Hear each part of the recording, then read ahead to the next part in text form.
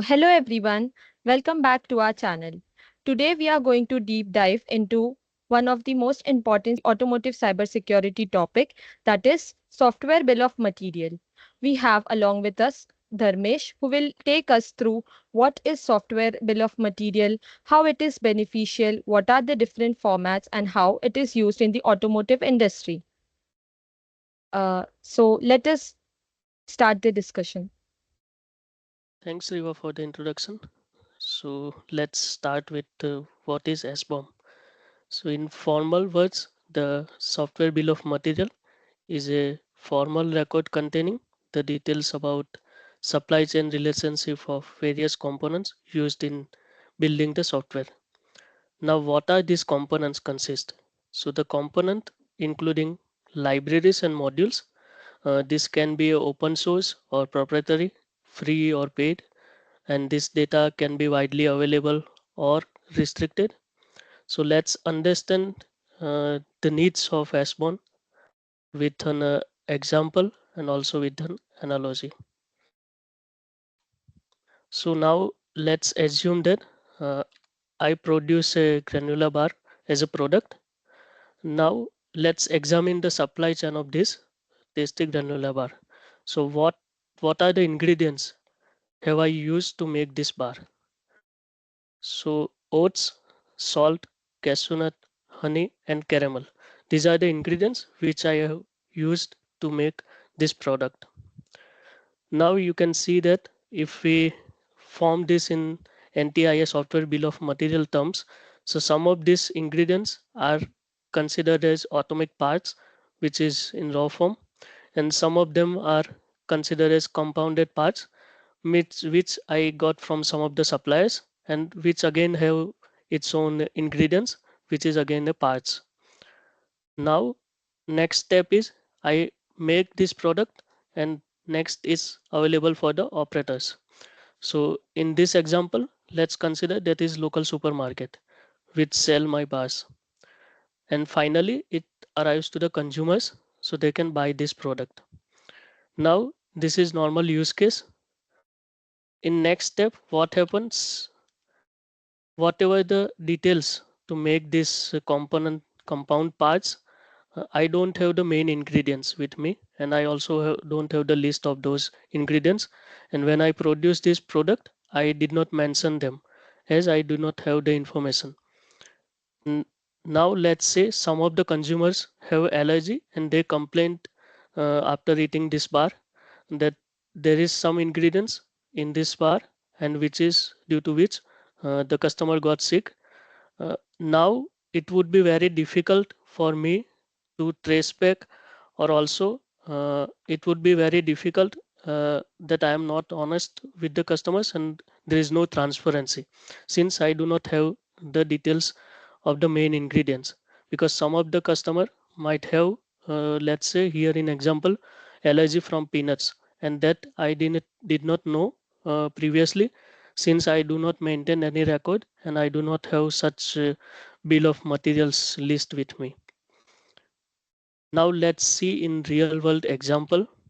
So there is vulnerability called Enmesia. So this is the security researchers have identified 33 security flaws in 4 open source TCP/IP stacks used across the wide range of smart products.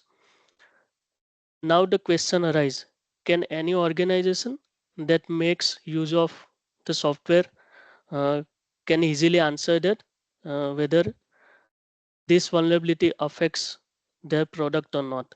So in real world, it would be very difficult if such vulnerability comes up and to trace it back if we don't properly maintain the records or we do not have the information in our hand. So trace back all those devices and then replace it, or let's say to fix this vulnerability would be very difficult. So to overcome these challenges, that's where this SBOM concept came into picture.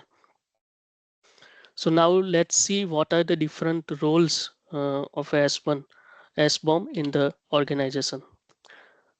So SBOM can be used in organization in different and many purposes.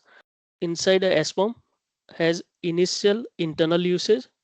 This could be like compliance review, security assessment, license compliance, quality assurance, etc. Additionally, you can also share SBOM externally for compliance and customer audits. So within the security and development role, SBOM serve as similar purpose as a bill of material in other industries. You may have seen in the medical industry or hardware industry, hardware bill of material.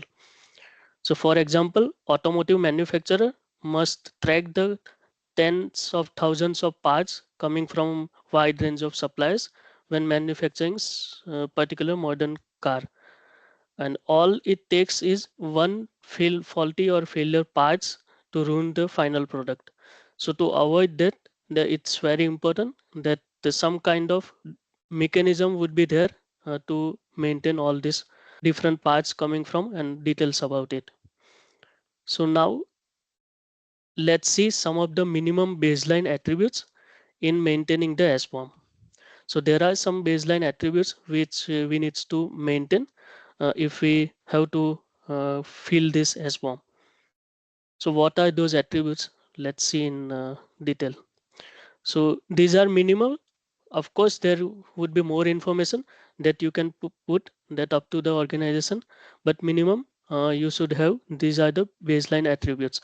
One is author name, next is timestamp, supplier name, component name, version, which version it contains, component hash value, unique identifier, and relationship. So to understand the relationship, here you can see in graphical representation of SBOM. This is an example where we can see that ACAM application is the final product, which included in furthermore two more subcomponent. One is bingo buffer and another is Bob's browser. And that again included Bob browser is made up of Carlos compression engine. So compression engine is included in this Bob's browser, and this is again included in the main application. So this is graphical representation. This also can be maintained in tabular method, which is shown here, where we have application to subcomponent, and also the attributes which I mentioned here are listed here in tabular form.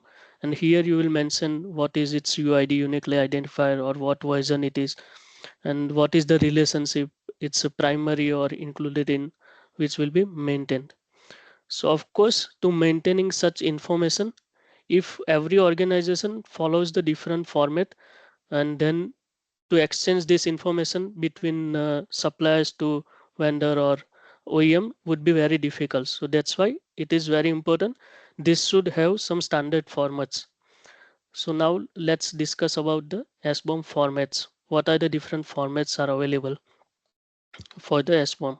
So one of the widely known format is SPDX, which is stand for Software Package Data Exchange. So SPDX is an open standard for software bill of material that identifies the catalog components, licenses, copyrights, security references, and other metadata related to software. Now this SPDX is commonly used by large or complex organizations such as Intel, Microsoft. Also, this format is heavyweight because it's contain all the inclusive information, and mostly it's containing or used for the license management also. Now, if you have smaller organization, or let's say maintaining the smaller data, then there is another format is available, that is the CDX, stands for the Cyclone DX, created by open worldwide application security projects. So Cyclone DX is very similar to SPDX. It's described the full stack bill of material standard that provide the advanced supply chain capability for cybersecurity risk reduction. Now, advantage of CDX is it, along with this SBOM, it's also this specification supports the hardware bill of material or operational bill of material OBOM, or vulnerability disclosure report and vulnerability exploitability exchange. So such details or report also you can maintain using this CDX format. Now these formats also support the other known format JSON file or HTML, etc. And the third one of the lightest format in this is SWID, which stands for Software Identification Tags. So this is established by US National Institute of Standard and Technology, NIST. So SWID is the industry standard used by different commercial software publishers. So organizations that want the quick and easy to use, those organizations can use this standard. Of course, there are many tools available which will be done during your software build process. It will automatically generate these details and stored in any of the format which the tool is uh, produced. So that's how these details will be maintained. Now let's see who and for what purpose is or who and for what uses this SBOM. So SBOM is helpful for those who produce the software. So uh, SBOM are used to assist in building and maintaining their software, including the upstream components. So it's used mostly who produces the software. Secondly, for those who choose or purchase the software. So for them also to maintaining SBOM would be helpful. And this is mostly used for negotiation discount or planned implementation strategy, etc. And lastly, it is important to maintain for those who operate the software.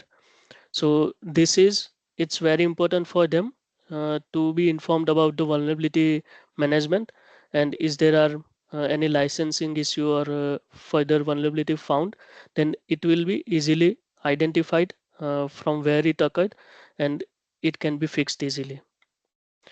Now let's see some of the benefits of using the SBOM. So SBOM mainly, as we discussed, it is used to identify the vulnerability and trace back it.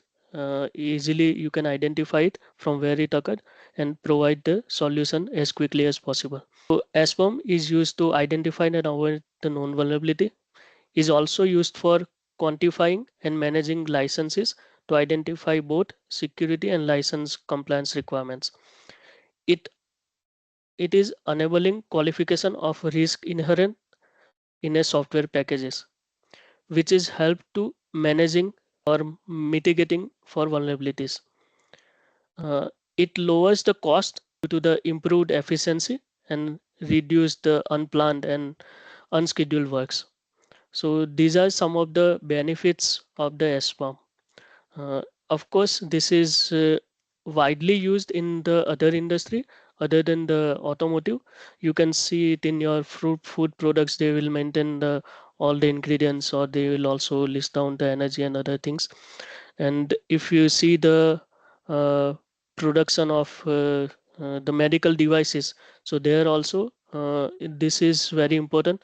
They will maintain all the details while producing from which all components came from where. So still it is not so widely used in the automotive domain, or at least I have never seen they have used such standard. But of course, this will be made mandatory in EU regulation in 2021. So in future, this might be come in one of the standard, and I would say it's really important to have this available, because as we know, in embedded devices, software plays a very important role, and to maintaining all the details about the open source used software is very important. So hope this information is helpful. Then we can discuss about the question if anyone have. So, can you give some example and explain how SBOM helps to identify vulnerabilities in the software? One way I could think, okay, how it will identify the vulnerabilities. Let's say we have software and we receive 10 components from different suppliers, and then let's say that one supplier have identified this vulnerability, but yeah, it's not published, or let's say it's known also. He had not communicated earlier. And then this format is shared across, let's say, different vendors or from whoever supplier. So once they report that, okay, this is the vulnerability, then it will be visible for all the supply chain. And that's how, if I want to prevent, then I can prevent that, or I can just replace that component. So yeah, one question from my side. So could you please explain how SBOM helps identifying the vulnerabilities in the software? So how it will help to identify the vulnerabilities? Let's say I am the producer. I'm producing one software and I have 10 components received from 10 suppliers. Now, one of the suppliers in their component, they got some bug, and it's not yet produced, or they have updated just and internally it's updated, but I do not know or what was the actual reason, and it will impact my other components or not. In that case, if I have such format across all the suppliers and with me, when they update, immediately I'll just scan and I'll come to know, okay, everything is up to date, or is there any already vulnerability which will impact the other component or not. So in this way it will help me to identify the vulnerability quickly, and also if fix is required, then I can generate the fix and provide the fix for my further customers or whomever I deliver my software component. Mhm.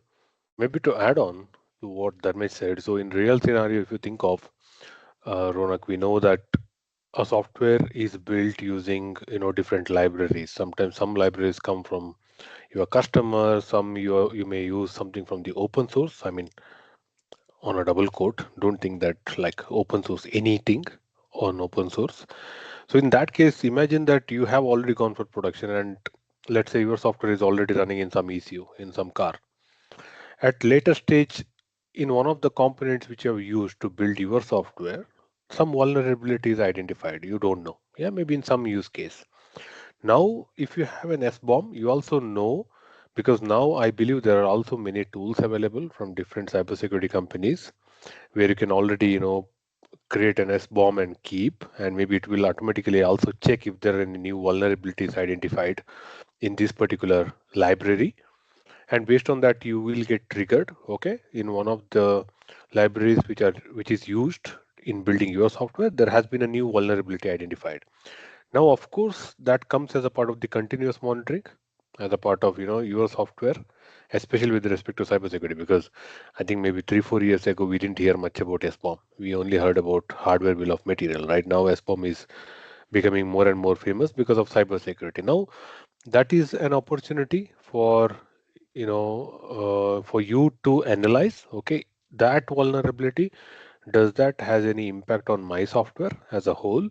If yes, what kind of a fix can I already provide, maybe using over the air update? That may even mean that there is a newer version of that particular library is available which I have to integrate and pass on the entire fix to the OEM or your customer.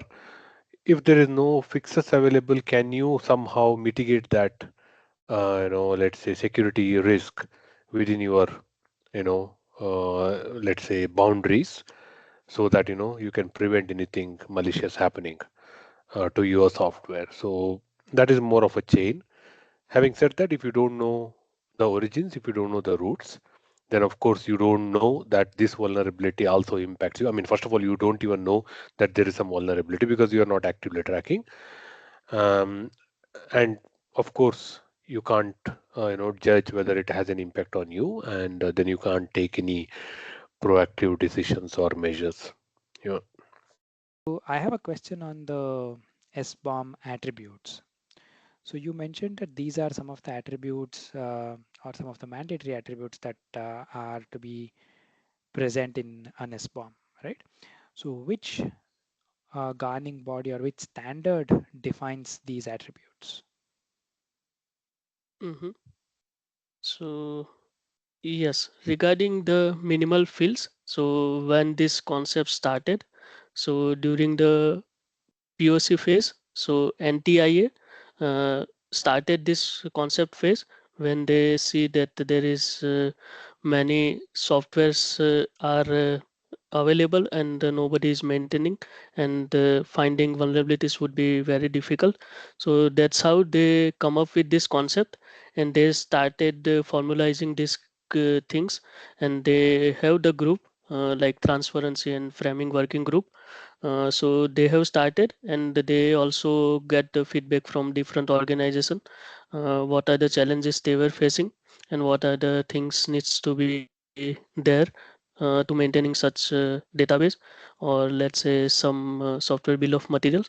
So that's how they come up with this minimal fields, that at least this fields needs to be there, and then only means remaining fields may be added based on the different components or different organization, but at least minimum fields should be there.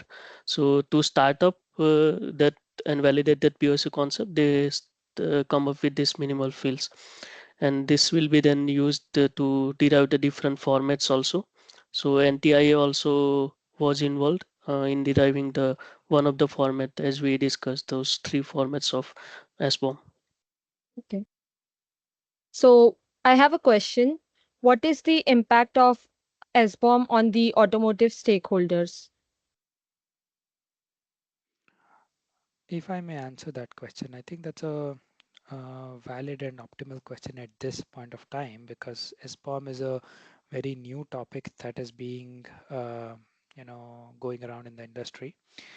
SBOM came into existence more because of the cybersecurity 21434 standards and all the various cybersecurity standards, because many software components are getting affected, right? So when we are talking about SBOM, or rather who are all the affected parties or what is the impact, the main or the primary group who will be affected is the cybersecurity group or the cybersecurity development group, because they would be the ones who would be publishing this report. Uh, Apart from this, what the cybersecurity group of that, let's say, supplier would look for is nothing major.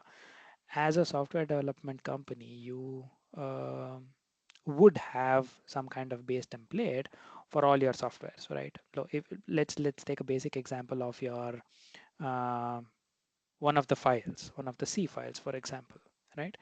According to a company coding guidelines, which will be there with every other organization, there are certain templates, right? There's certain things that you need to follow in your C file, right? You need to have who's the author, what are the proprietary rights, what is the name, what is the version number, all these things you need to have.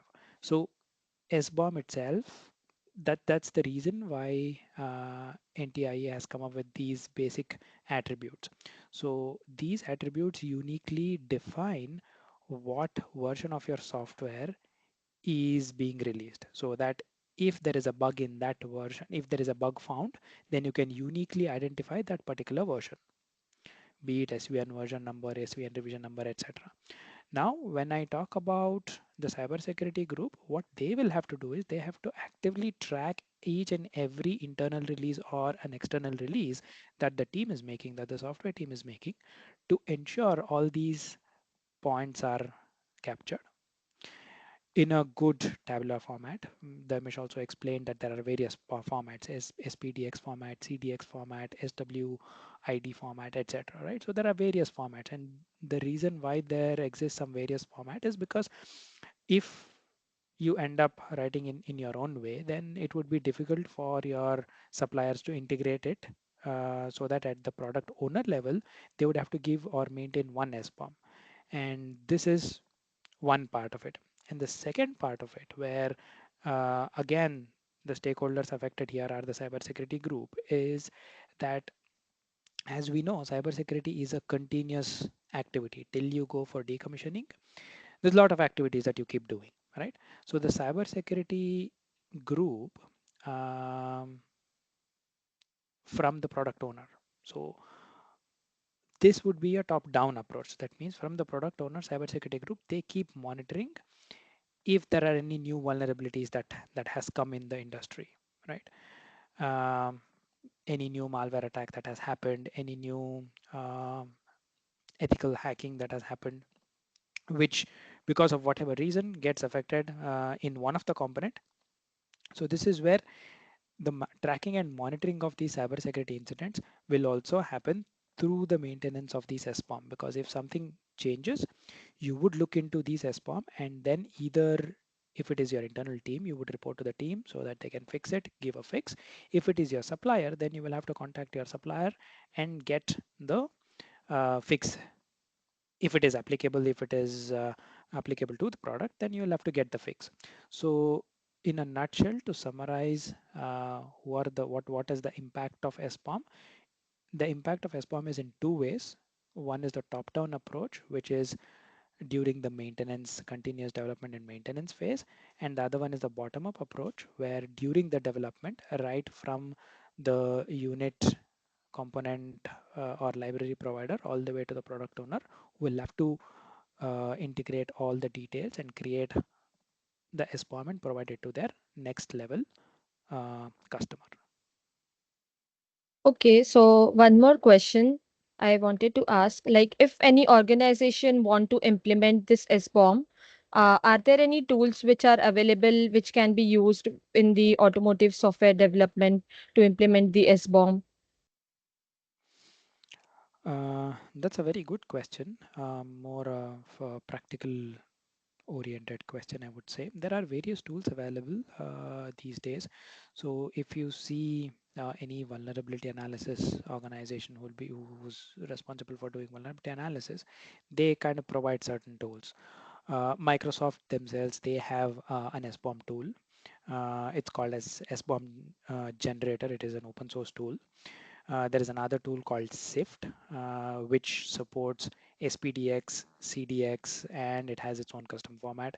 There's another cool tool called as Stern, another tool, Cyclone DX Generator. So there are various tools uh, which basically capture all these information and provide you uh, a way to provide this SBOM.